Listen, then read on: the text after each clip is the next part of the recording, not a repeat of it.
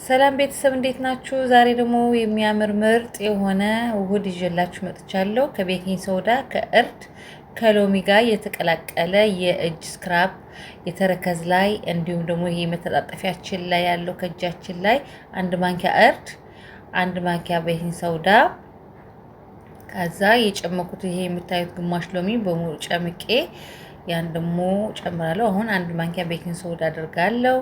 ከዛ በመቀጠል ሎሚውን አድርጋለሁ። ሎሚውንን ጨምቄ ያውን በደንብ ከ10 እስከ 15 ደቂቃ አቆየዋለሁ። እንዲህ ውህዱን በደንብ አማስዬ ከዛ ከ10 እስከ 15 ደቂቃ አቆየዋለሁ።